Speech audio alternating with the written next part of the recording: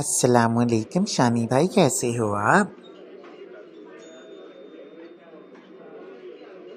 وعلیکم السلام فیضی، تم سناؤ کیا ہو رہا ہے آج کل؟ بس یار، ہونا کیا ہے، ہمیں تو اپنے ملک کی پریشانیاں لے کے بیٹھ گئی ہیں۔ لو جی، یہی سننے کو رہ گیا تھا، اب کون سی پریشانی آپ کو لاحق ہو گئی ہے بھائی؟ او اچھا اچھا، آپ کو تو معلوم ہی نہیں۔ اچھا بتاؤ، یہ ہماری نہر میں پانی کیوں نہیں ہے؟ ارے یہ نہر کدھر سے بیچ میں آ گئی؟ آخر کیا ہے، نہر میں پانی نہ ہونے کی کیا وجہ ہو گئی؟ یار حد کرتے ہو، کیا آپ کو پتہ نہیں ہے کہ ہمارا ملک تباہی کے دہانے پر کھڑا ہے؟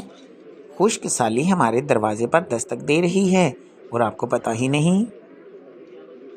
لو جی، یہ خشک سالی کدھر سے آ گئی ہمارے ملک میں؟ یہ کیسے ہو گیا؟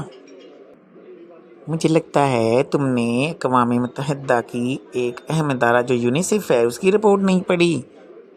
اگر یہی حال رہا ان کے مطابق تو 2025 میں ہمارے ملک کی قابل کاشت زمینیں خشک اور بنجر ہو جائیں گی، پانی کی کمی کی وجہ سے۔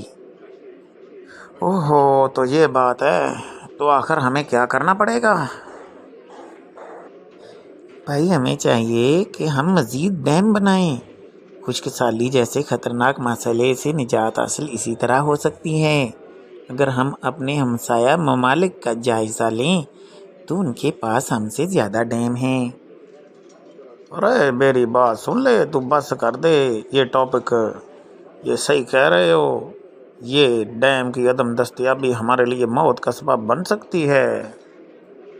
جی ہاں بالکل، در حقیقت پانی تو زندگی ہے۔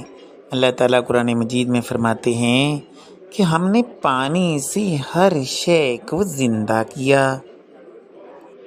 بھئی بالکل برحق ہے قرآن پاک میں ہر بات، لیکن یہ بتاؤ آخر ڈیم کے ہمیں اور کیا فائدے حاصل ہو سکتے ہیں؟ دیکھو جی، ڈیم کی بدولت ہم پانی کو ضائع ہونے سے بچا سکتے ہیں اور اس پانی کی ضرورت کے وقت فصلوں، پودوں، جانوروں اور درختوں وغیرہ کو سیراب کرنے کے لیے استعمال کر سکتے ہیں۔ جو ذخیرہ شدہ پانی ہے اس کا بڑا فائدہ ہو جائے گا اس طرح۔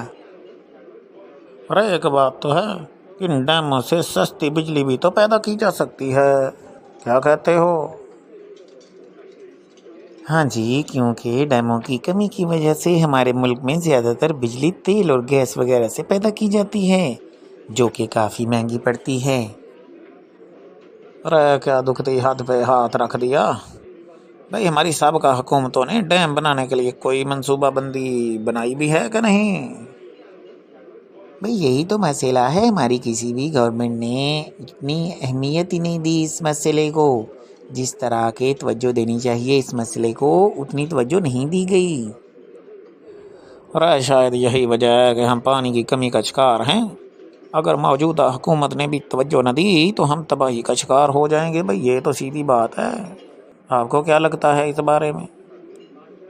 جی بالکل درست کہا تم نے، ہمارے سیاستدان ہمیشہ آپس میں دست و گریباں رہے ہیں، لیکن ڈیم بنانے کی طرف بالکل توجہ نہ دی۔ وہ کیا کہتا ہے نا ایک شاعر، لٹ رہا ہے کاروان پاسباں کہاں گئے، کون ہے محفِ فغاں رازداں کہاں گئے۔ ارے کیا شعر پڑا ہے، کمال کر دے ہو بھائی، کمال کر گئے ہو۔ اچھا ایک بات ہے، وہ یہ کہ ہمارے بڑے شہروں میں بھی عوام کو پانی کی شدید قلت کا سامنا ہے، یہ کیا ان کا ایک الگ سے مسئلہ ہے بھائی؟ جی ہاں، خاص طور پر کراچی اور لاہور جیسے بڑے شہروں میں یہ مسئلہ خطرناک ہو سکتا ہے۔ اس مسئلے کا واحد حل یہی ہے کہ ہم زیادہ سے زیادہ ڈیم بنائیں۔ بھائی مجھے تو لگتا ہے ہمیں کوئی ایسی مہم ہو جس کا ہم حصہ بنیں، جیسا کہ ڈیم بناؤ ملک بچاؤ، اس طرح کی کوئی سوشل میڈیا پہ کوئی ایسی کمپین ہو جس کا ہم حصہ بنیں۔ کیا خیال ہے؟ ایسی مہم بڑی ضروری ہے بھائی۔ جی بالکل بجا فرمایا آپ نے، ضرور حصہ لینا چاہیے، اور اس سلسلے میں ہمیں فنڈ بھی دینے چاہیے تاکہ ہمارا ملک جلد از جلد اس خطرناک مسئلے سے چھٹکارا حاصل کر سکے۔ بھائی فیضی بھائی آپ کا تو کمال کر گئے، اتنا شکریہ ادا کروں کم ہے، आपने मुफीद मालूमात फराहम की और एक अहम मसले की जानब मेरी तवज्जो मबजूल कराई। मैं आज ही इंशाअल्लाह डैम फंड में अपना हिस्सा डालूंगा।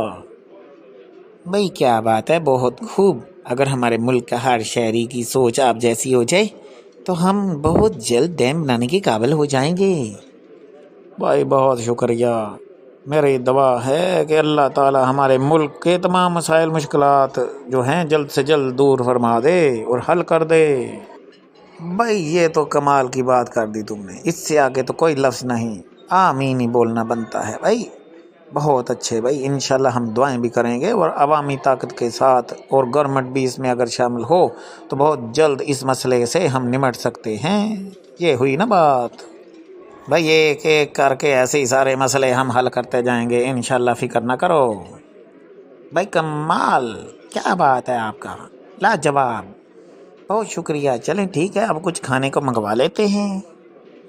ये तो आखिरी बात मेरे दिल की कर दी तुमने। चलो भाई ठीक है, खाते हैं आज कुछ मिलके।